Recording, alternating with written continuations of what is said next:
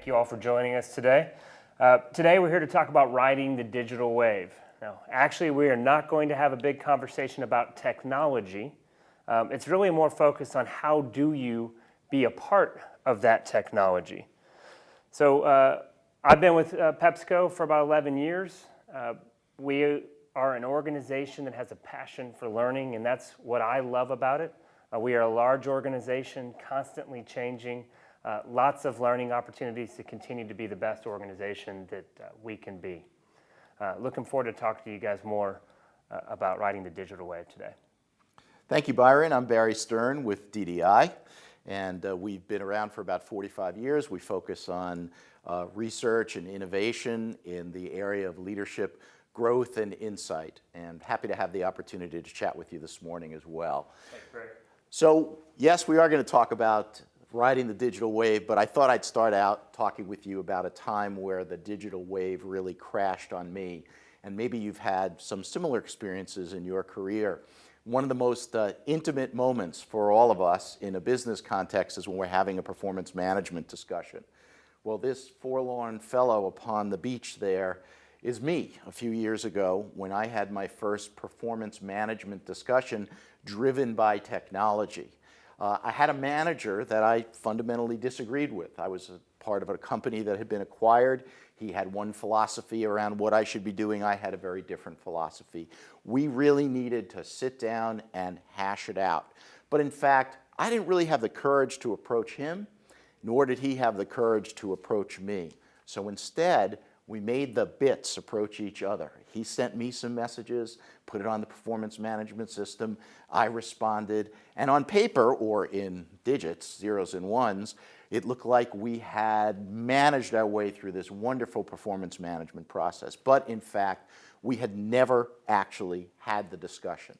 That's a real example of a misuse of technology, and probably something that all of you have experienced, or you know people in your organization that have experienced. Contrast that with a very interesting organization called Stitch Fix, which started up by Katrina Lake, started it up in 2011. Last year, $250 million in revenue. I actually think that was 2015. Supposed to go up to about 375 last year. Getting the most out of what's happening in the digital world right now. Powered by analytics. In fact, she has computational neurologists on staff, whatever the heck that actually means, but she has astrophysicists and folks who are really ensconced in big data. And what they do is provide a very personalized experience in the clothing and accessories industry for people like me. When you join Stitch Fix, you fill out a demographic form and you answer some questions about yourself. You might even look at some pictures of outfits that you either like or don't like, and they're learning about you every step of the way. If you think about it, think about how different that is from when you walk into a department store. The first time you're in a department store, you walk through the threshold, they don't know anything about you. But the first time you interact with Stitch Fix, they're learning an awful lot about you. But they've got it right. It's not just about all these analytics. They recognize this phenomenon that Jeff Colvin talks about, that the greatest advantage of computers is in our ability to be released from a lot of the stuff that computers can do better and allow us to be distinctly human, as he would say, with each other, showing empathy, building relationships, leading, inspiring other people. Stitch Fix recognizes this because even with all of that analytics, they assign us, those of us who are clients of Stitch Fix, as I am, they assign us personal stylists. So when I got my first fix, as you can see here, I was assigned a personal stylist whose name was Jen. And Jen connected with me. She talked with me about how she had pulled together my first fix. And she began to give me some advice about how I could pull it all together. So it was the combination of the technology and the technology's ability to release my humanity and release the humanity of Jen, my stylist, that really unleash the power of the fix. This is really challenging for us to get right. One of the things that this Deloitte slide shows is that it appears as if businesses are really being driven by the latest advances in technology, like artificial intelligence, natural language processing, those sorts of things. But in fact, business productivity has not really increased relative to the technology that's available. In fact, what's really happened is that we are riding different waves of adoption. And in fact, the individual wave, many of us are using Uber and on YouTube and Hulu and all these other things, Pinterest, right? Individuals are adopting technology much more quickly than our businesses. And we know a lot of the reasons for that. And then when you get down to the other level of the curve, you'll see that the public sector still lags behind.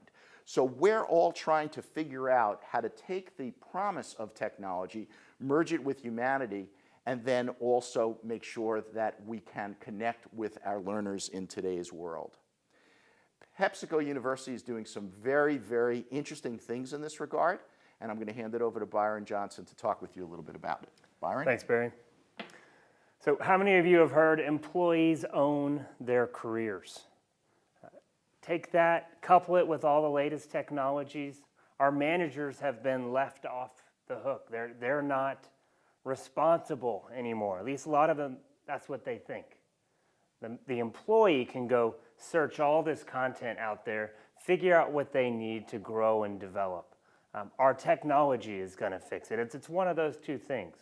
So that's what we want to talk about today, is making sure that we understand that it can't be just the technology. It can't just be the employee going out there and trying to figure out what they need.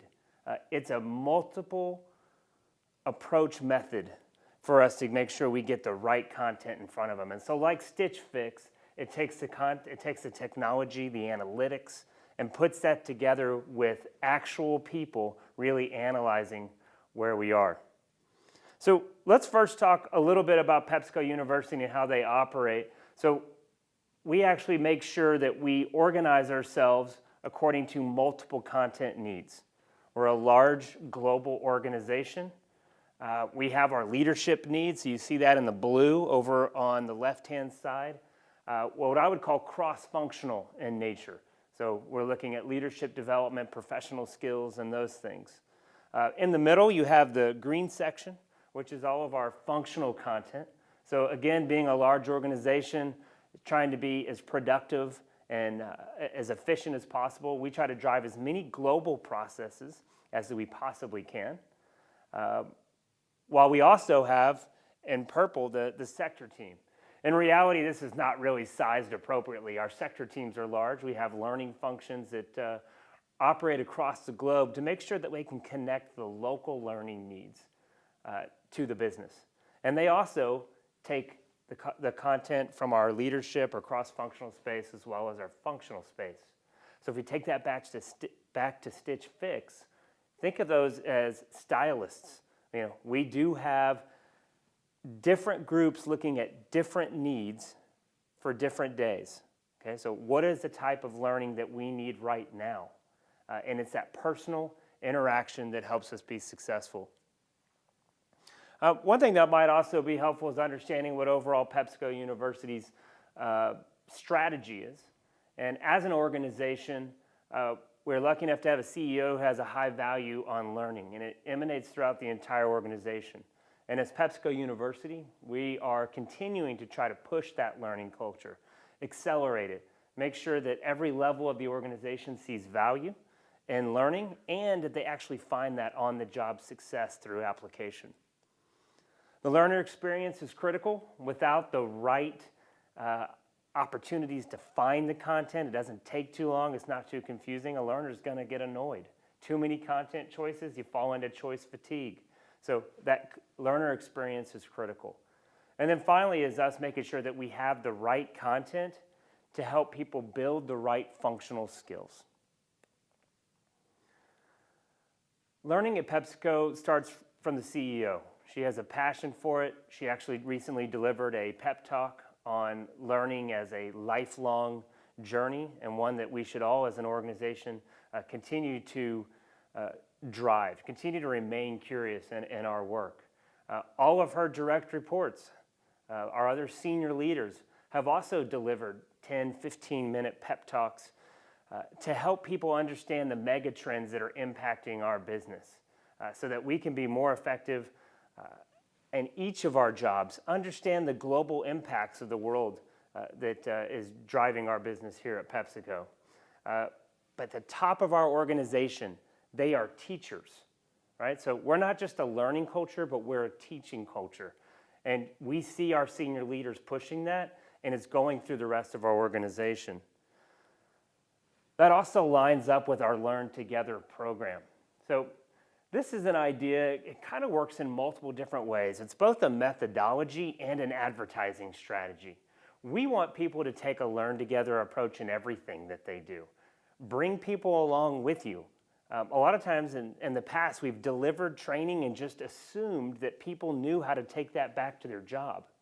We want the manager and the peers and other experts in the business to help connect that back so that you can see how that actually fits with you and in your role.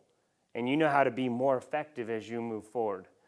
We play that out in multiple different ways, whether those are large group settings or lunch and learns or more informal than that.